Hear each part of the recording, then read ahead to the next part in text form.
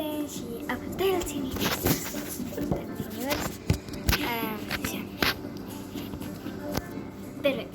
bună prieteni! Bună prieteni! Bună! Astăzi vom filma un vlog cum... Despre ce e vlog? Astăzi vom filma un vlog cum ne ducem la Kids Pyramid. Kids in Pyramid. Kids in Pyramid. Și ce vom vedea acolo, Tati? Mai multe piramide, veți intra în sarcofag, în piramide, Vom veți intra în descifra piramidă, hieroglife. deja știu să citesc hieroglife. Prieteni, astăzi vom filma un vlog cum ne ducem la Kids In Pyramid. Vreau și eu, vreau și eu. Kids, se numește Kids. În Știi piramid. satul? In Pyramid.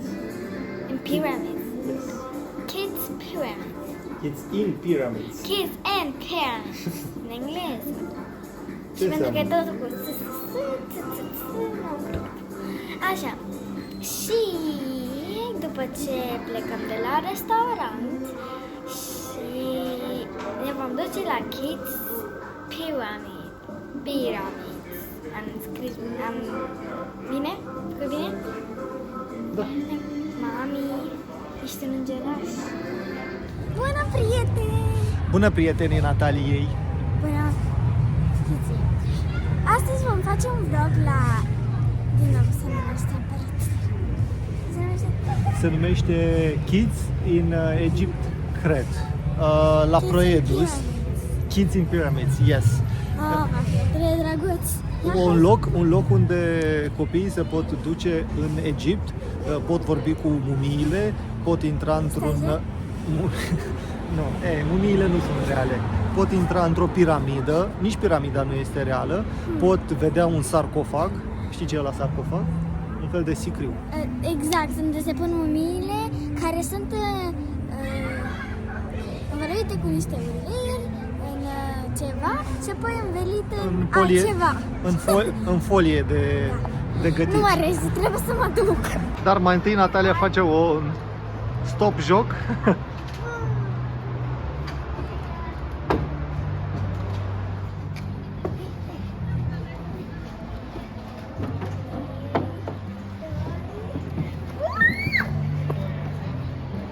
Noroc de copăcel, că te-a ținut.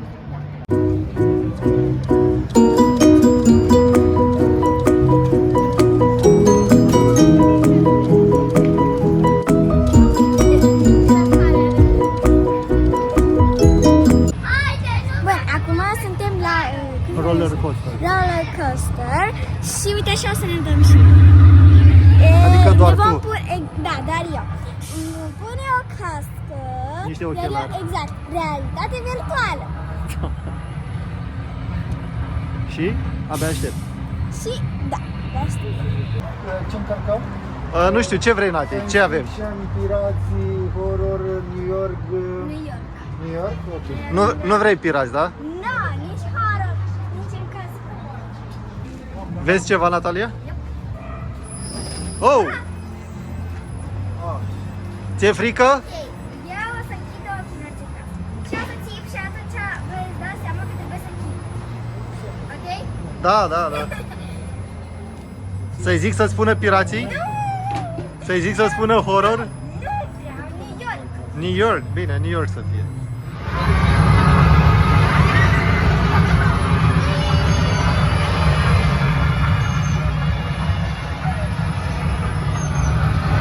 Nu, nici să nu te gândi.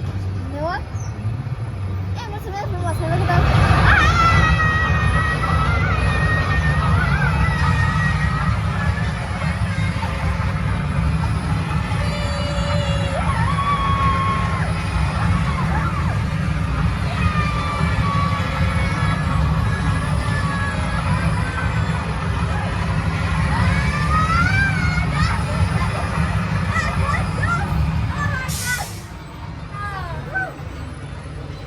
Zi, cum a fost? Încă îmi tremură picioarele. A fost practic întâi așa, mergeam, am dat jos, așa. Și am mers așa puțin, cu capul în jos. și apoi s-a ridicat și așa a fost tot zborul. Deci ți-a plăcut, da? Da, a fost super. Vreau să arăt ceva tati. Am mai văzut ceva. Ce faci, Natalie? Mănânc un pepene, acadea. Ți-ai cumpărat o acadea? Uh-huh. E bună? Da. Nu prea bună, nu? Ba da, mi-a plăcut.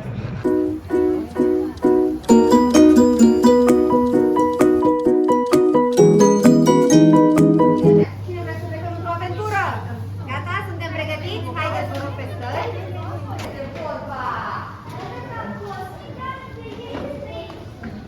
O să vă prezentăm Egiptul Antic.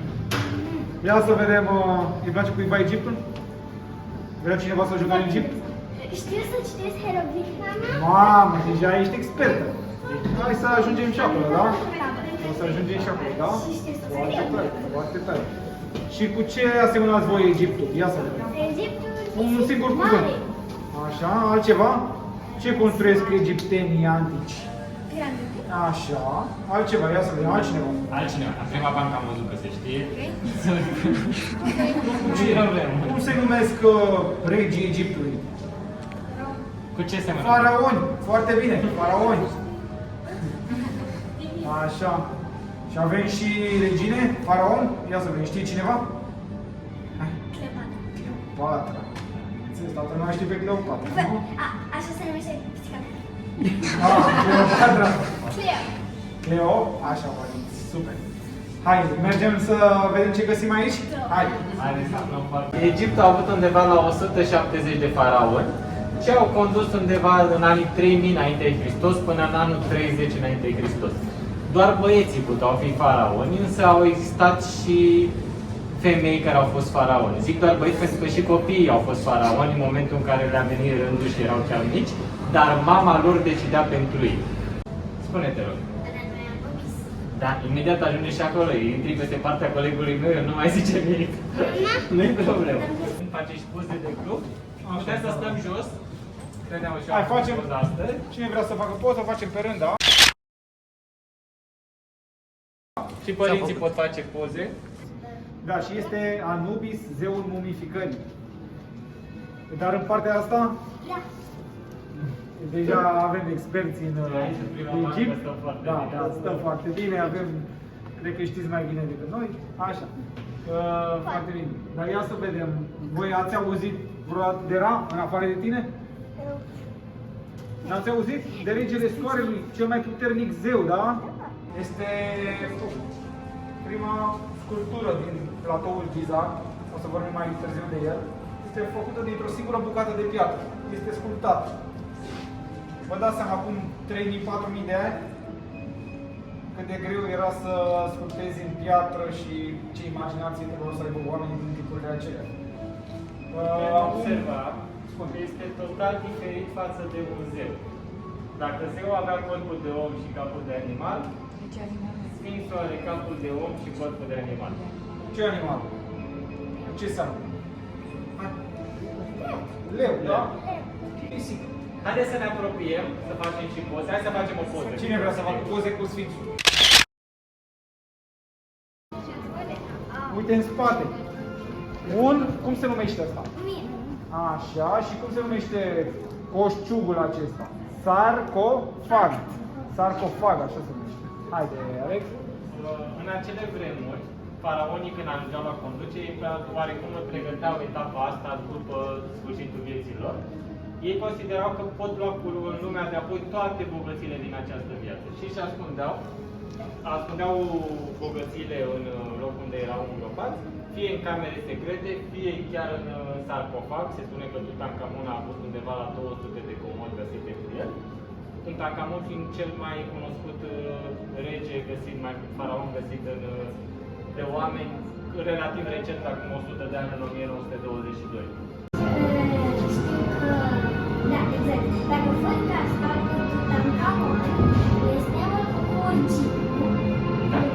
Erau multe blesteme, pentru că erau mulți toți și în acele vremuri. Oamenii nu trăiau chiar așa bine, nu erau așa bogați. Cine are curaj acum? Să nu se miște mumia, da? Faraonii erau genul care pictau pereții sarcofagului sau piramidei cu sclavii pe care îi aveau în acele vremuri, considerând că îi pot lua și în viața de apoi. Haideți copii, vreau toți copiii să vină aici, da? Fiecare să pună câte o piesă, da? Stați puțin. Da, cum se construiește prima dată? Vârful pui prima dată? Nu. Dar? Ce pune prima? Baza. Foarte bine.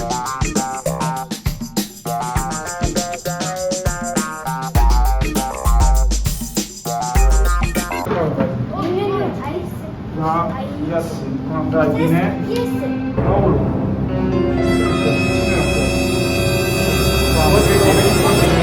Hai să vedem pe aici am de descris copii. Da, o piesă am găsit. Încă o piesă. Încă o piesă Încă o acolo. piesă. Hai și tu ai găsit o piesă. Hai să dărâmăm ulciorul și să scoatem, da?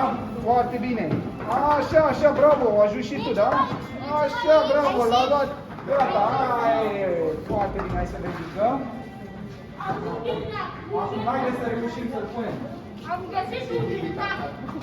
Hai, așa, foarte bine. Am găsit un pintac. Hai, încă puțin copii. Așa. Încă puțin. Nu, am găsit toate. Hai, nu e așa. Invers. Așa. Eu propun, fiind o muncă de echipă, să o dăm puțin mai în față. Păi vedeți de stânga. Bravo!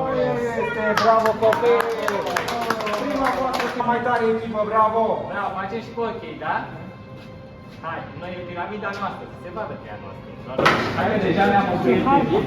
Lucrăm ca o echipă și trebuie să lucrăm ca să ajungem la comoară, da? Imediat, haideți să vedem. V-am zis că Sfinxul a fost construit în Egipt. El a fost prima chestie construită pe un platou. Acesta este o machetă a platoului Giza și cuprinde cele 3 mari piramide din Egipt. Cheops, Chefren și Micherinos. Erau 3 piramide mari. Micherinos? Da, dar să vă zic ce înălțime aveau. Cea mai mare avea 146,5 metri. Aceasta are 66 Micherinos și mai are Cheops are 143 de metri. Și ca să ne imaginăm, o bucată avea 2200 de kilograme și erau 2300 de bucățini. Iar pe stânga o avem pe Nefertiti, iar pe dreapta avem o soție de faraon. Putem să ne atingem, putem să facem și poze cu ele dacă vrem.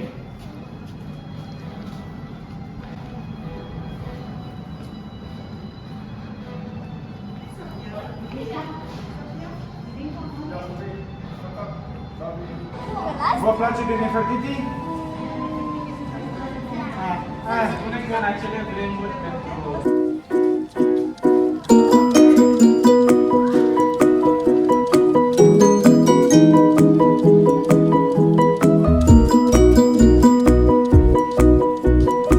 Pentru asta.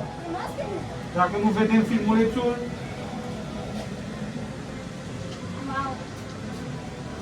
Copți în nisip, geamurile colorate și să descoperi parola.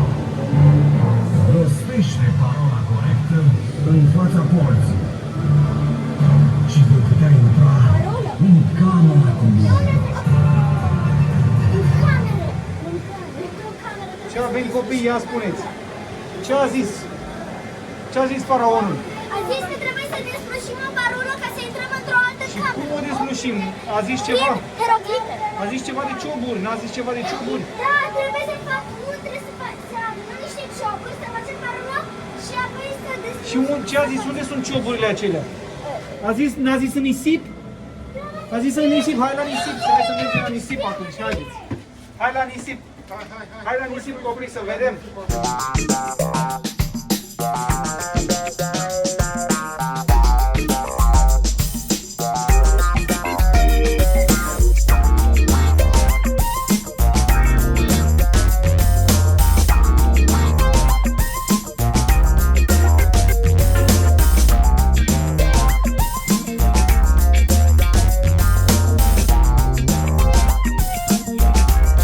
Cineva să citească? Tutankhamon. Și aici? Nefertiti. Bravo! Cine ține minte aceste două cuvinte? Nefertiti. Nefertiti. Eu țin minte Neferit. Nefertiti. Nefertiti, ne-am vorbit, e doamna de aici. Și foarte mulți oameni de după nu au înțeles ce au vrut să scrie cei de atunci. Până când un mare savant francez, se numește Champollion, a reușit să traducă cu ajutorul unei pietre. El pe o piatră a găsit o scriere de genul care era scrisă în alte două limbi, printre care și greacă. El, și cunoscând greaca veche, a reușit să-și dea seama ce înseamnă fiecare literă. Eu propun să facem ceva, ca să fie interactiv, fiecare vine în față, își caută numele și vede cum s-ar fi scris numele lui în acele vremuri. Suntem de acord? Da, să facem prima? Pe rând, da? Pe rând, nu contează. Natalia, și hai să vedem cum s-ar fi scris.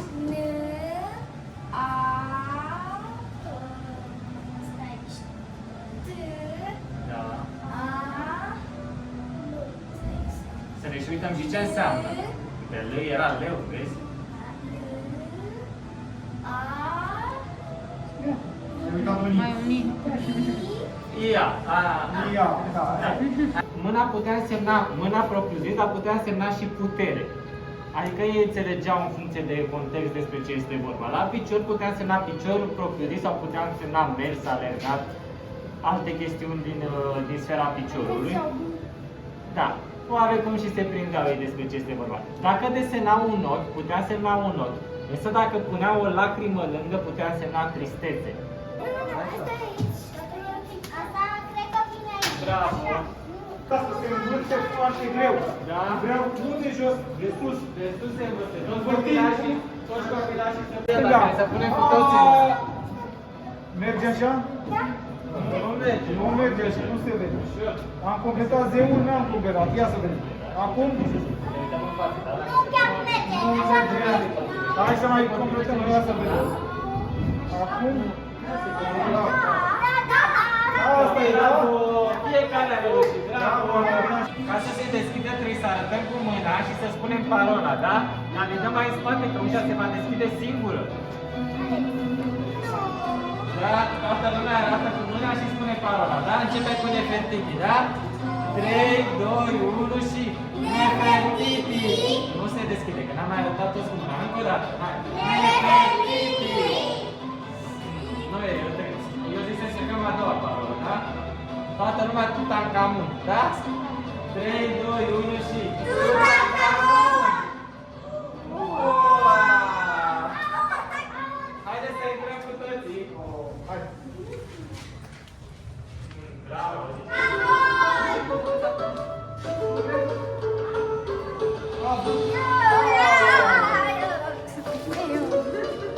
Băi, era doar de părinți acum, nu? S-a băgat capul în interior, sunt copii care l-au pus deasupra de frică, dar nu contează.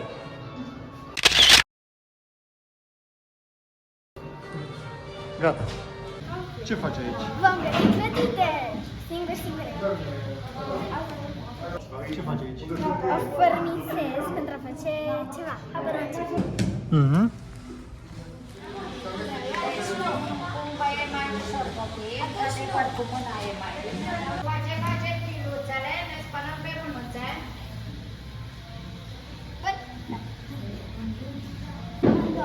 Deci facem pețișoarele și punem piluțele. Un pețișor, dar să nu treacă bățul prin ea. Ne vedem noi să punem așa, în așa fel încât să nici nu cadă și să nici nu străpunge. A doua, gata. Două biluțe. Așa, cine e gata? Să le băgăm puțin la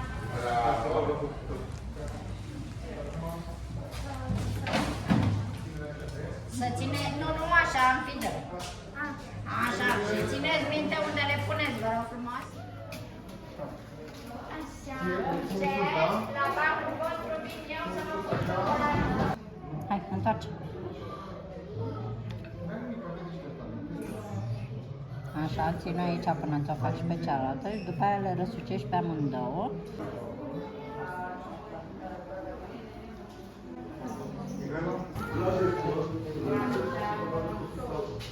Apa este coloră? E... Dacă pui vopsea. Dar, uite, m-au mințit toți. Toată lumea zice că apa e incoloră. Adică nu are culoare. Păi are transparent. Are trans... Eu mă duc în parc și o văd verde. Cum puteți voi să mă mințiți pe mine că e incolor? Pentru că poate au acolo niște iarbă acolo. Iarbă în apă? Da. Ai văzut o iarbă în apă? Da. Păi da, sunt Normal, mereu. Alge, alge, da, corect. Alge și nu. Doamne, și eu. Ce vreți scrie aici? Zahăr? Ok, zahăr. Spune. Dioxid de carbon. Dioxid de carbon, așa. Zice tot la?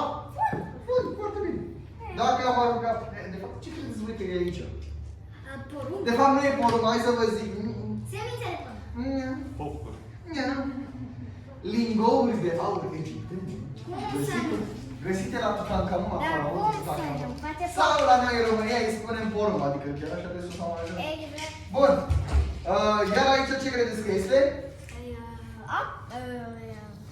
Arată... Nu știu care vă Arată lichid, nu-i așa? Oh, cred, știu eu. Ia, miroase. Nu, cum se numește aia? Oțel? Da, oțel. Este oțel. Oțel. Oțelân. Oțel. Oțelân. Oțetâ. E oțelân. Dar ce e oțel? Oțelul e ceva tare, metal. Metal, foarte bine, bravo.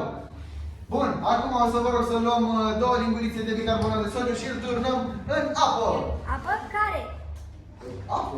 A, două lingurițe pline. Două lingurițe complete, pline, mai mare. Și după aceea amestecăm. Una și... Atenție! Nu mai speria. Miau. Miau. Și amestecăm. Și amestecăm. Amestecăm bun.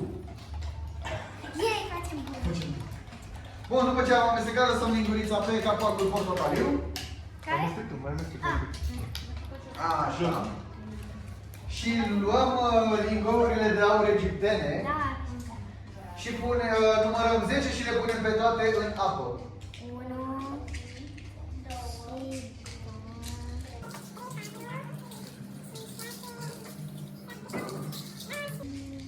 Știi să numeri și mai sus de 10? Da, Ia, hai să te văd. Hai că am văzut că numeri foarte repede.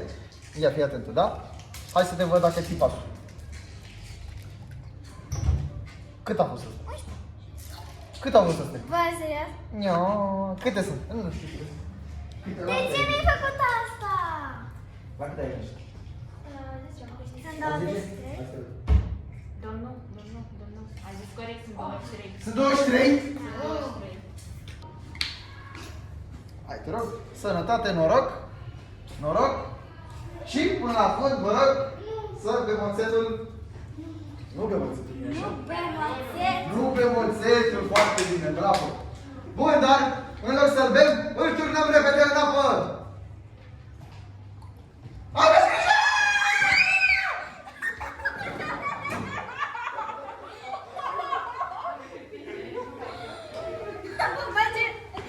Foarte bine. Te-ai descurcat de minune, bravo, bravo, bravo, îmi place ce văd, îmi place. Deci, ce observăm? Datorită dioxidului de carbon, lingourile noastre de aur egiptene s-au dus la... Acum au ieșit și la mine câteva afară. Au ieșit și pe afară, dar sunt mai mult la... Supra... Pa... 3... Țipăm tare, da? Țipăm tare. Ok. Țipăm tare, da? La 1, 3! Ne-am asurzit? Nu cred. Hai încă o dată, ați mâncat azi? Da. Deci... La 3, ca să fie tot un tandem. 0. 3! Bine, bravo, acum că ne-am făcut încălzire, vreau să strigăm tare Abracadabra! Și punem bilele acolo la tub și o să vedem. Puși după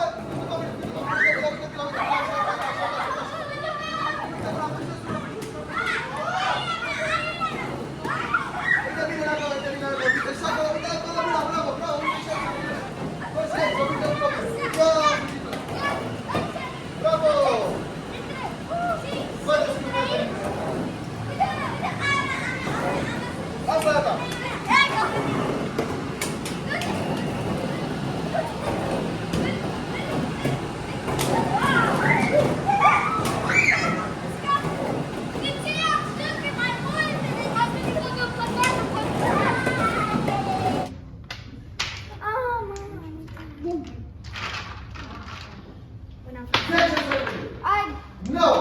8, 7, 6, 5, Mai în curând. 4, 3, 2. Aia mai arată. Fii atent, pe tine o să pe eu o să arăt asta și voi o să faceți după cu toții, da? Deci fii atent, plecăm de aici, mâna lângă corp, așa foarte suave, mânuța de cealaltă de sus, da? Ne dăm prin degetele ca și cum am făcut, da? Și suave, ridicăm mâna către cer și mândri de munca noastră spunem molecula de și mă dezumi orice vrei tu, vă și o setă, mirosul, ce vrei tu? Molecula de iubire. Molecula de iubire, aplauze! Foarte bine, Natalia, mergem la locul nostru, următorul, la Irina Brave, bravo, bravo. O adevărată părinție sunt de venire. Din Oceanul Pacific, Din Oceanul Pacific ai ieșit un pește mic a ieșit un pește mic și pe coada lui scria și pe care îl strigă reacție chimică și ridică mâinile și părem fericiți, da? Nati, ce ne zici? Cum a fost? Te-ai distrat? N-am distrat, dar sunt supărată. Că s-a terminat? Putem să venim și mâine Să mai venim, nu? Că a fost interesant, ți-a plăcut? Da, dar totul va fi la fel? Da. Adică o să prindem când se schimbă ceva și venim când sunt lucruri noi. Dar prietenii tăi să vină? Da? Da? Da. Da. Da? Să vadă și ei, nu? E haios. Ce ți-a plăcut cel mai mult? O să veni, vreau să vă dau un exemplu foarte frumos. Să veni și voi. Foarte frumos. Da, dar ce ți-a plăcut? Ce ți-a plăcut cel mai mult? Păi, mi-a plăcut cel mai mult cu chimicale. Mi-a plăcut cum Da, era reacțiile ceva, chimice? Da. Da. Pa, acesta a fost vlogul Nataliei. Da. Nu uitați să vă abonați, să dați like și să apăsați pe clopoțel, să așteptați și noile video ale noastre. Pe curând! Pa!